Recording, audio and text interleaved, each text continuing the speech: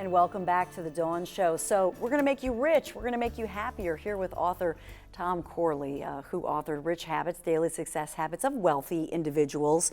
And I love this because this is something everybody can do, and they could start today. Yeah, there's no question about it. It only takes 30 days to really get going with the Rich Habits. And why 30 days? Because most people are functioning from a negative thinking lifestyle. They're thinking negatively, they're envious, they're jealous. Someone has more than they have. So this is all negative thinking. The Rich Habits are intended to get you from the dark side and move you over to the light side. Positive thinking, gratitude, happy. That's what we all want, happiness. Yeah, absolutely. Yeah. So let's continue with the Rich Promises. So we have number 4 ready, I think. And so this is Rich Habit Promise number 4. I will devote part of each and every day caring for my health. Yeah. So a lot of people might say, well, why would caring for my health be so critical to being rich? Yeah, a lot of people, including myself. I found out that wealthy people are healthy people. The reason that they're healthy is, I'll give you an example. One of the individuals was worth about $17 million. He was about 74 years of age. He was still working in his business. And I said to him, how come you're still working? You're worth $17 million. Why don't you just relax, have fun, go and enjoy your money? And he looked at me like I was from Mars, Dawn, and he said, I spent the last 45 some odd years exercising every day, keeping the weight off, eating right, because I knew if I did that, I could work longer at the end of my career, because I knew at the end of my career I was going to be making the most money. And he was right. He was making about $1.5 million a year. So to him, to again squeeze out another 4 or 5 years was worth another $6 or $7 million to him. Wow.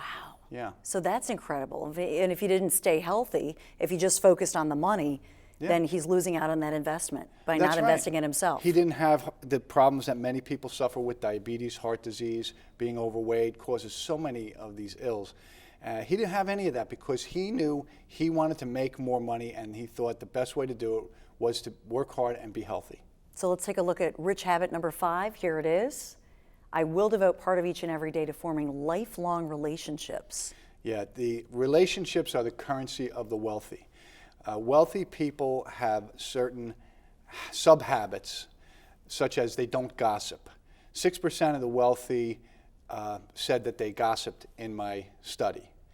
And you compare that to 77% of the poor admitted to gossiping. Why don't they gossip? Because gossip is typically negative talk. It's construed the wrong way by people who are hearing it about themselves. They don't like it. So you lose relationships. It affects relationships. Wealthy people don't say what's on their mind.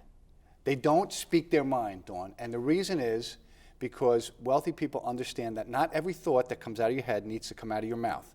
Oftentimes those thoughts hurt people. We see it going on right now with Mayor Rob Ford in Toronto. Oh, gee. Oh, right? But he's so entertaining. I know. He's entertaining. But boy, is he destroying himself. Yeah. Because he has this bad habit of letting every thought that comes into his head come right out of his mouth. Yeah, we need to send him this book. He needs to change a few habits. That's right. So let's go to the next Rich Habit Promise that you can make to yourself. Number 6, I will live each and every day in a state of moderation. So that goes to the mayor. Right. It goes to a lot of the things you're talking about with eating and all of that. Yeah, it's an important rich habit. What I found out is that wealthy people understand this, Dawn.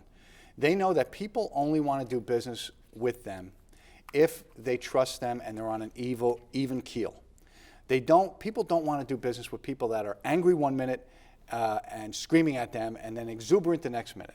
That inconsistency in behavior, it disturbs people, so they push away. They don't want to do business with those people. Wealthy people figured that out a long time ago, so what they try and do is stay on an even keel with their emotions. They also don't go overboard with eating, with exercising, with work. Believe it or not, they work on average about 50 hours a week, so they're not overdoing it. Everything is in moderation, the time they spend with their family, the time that they spend recreationally, and the time they spend on vacation. There's no going overboard in anything. Drinking is another example. They don't drink in excess. That's interesting. More with Tom when we come right back.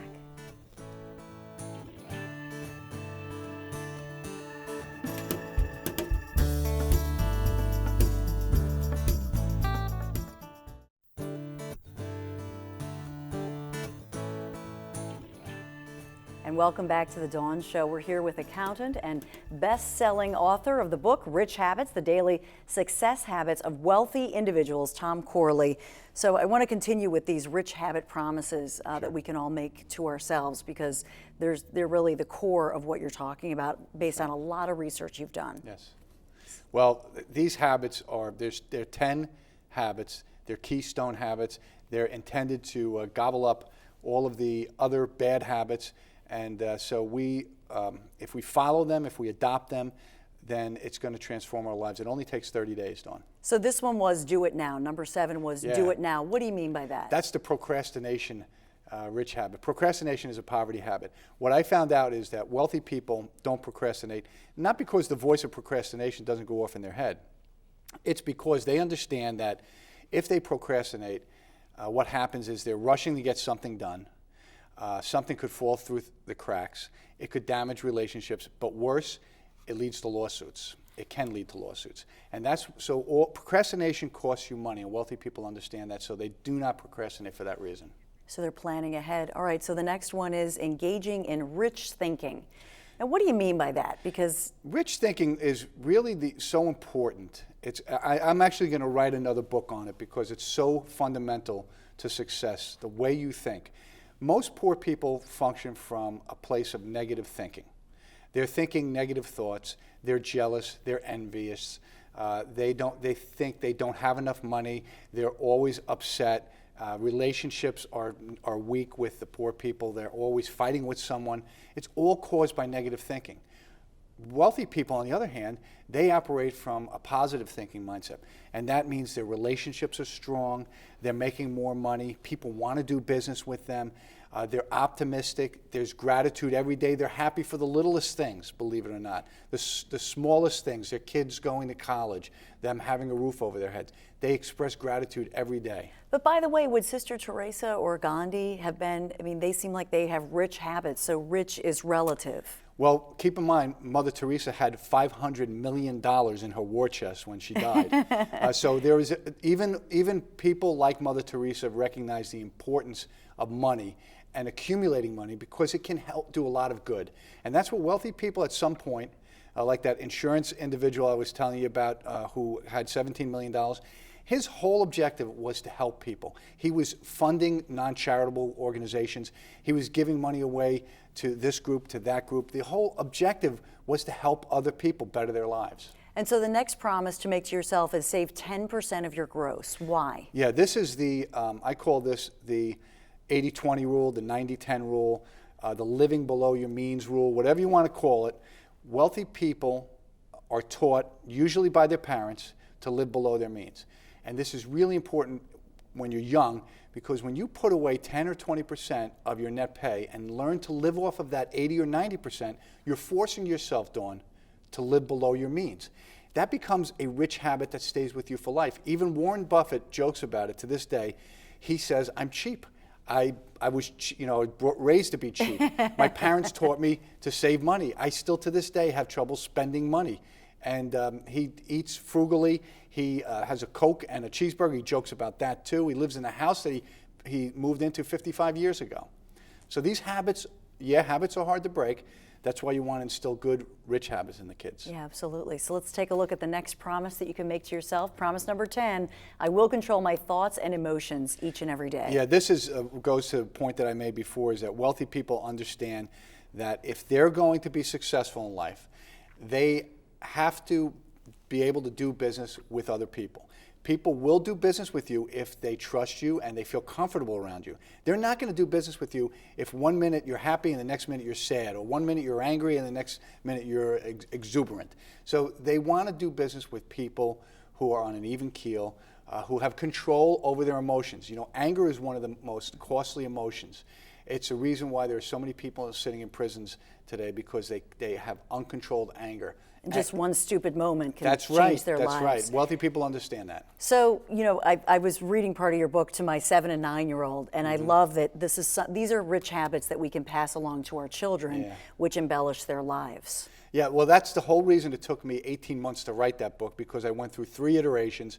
And finally, a really smart friend of mine said, hey, who do you want to read this book? Students in college or kids? I said, I want kids to read the book.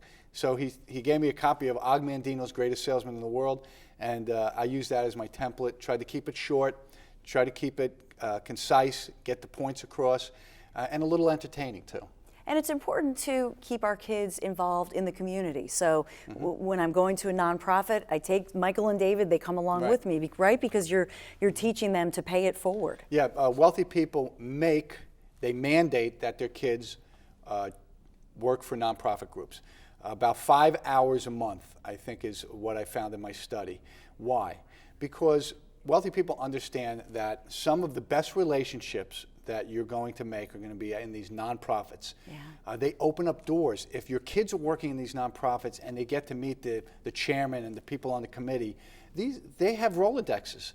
And they can open up their Rolodex and say, well, we'll write you a letter to get you into college, or we can get you that first job out of college. So these relationships are really important. That's wealthy people understand that. That's why they make their kids volunteer. And in our final seconds, where do people find your book? richhabits.net. You can buy the book there. It's also on Amazon, online everywhere. Yeah. It's in wherever books are sold, so you can get it there.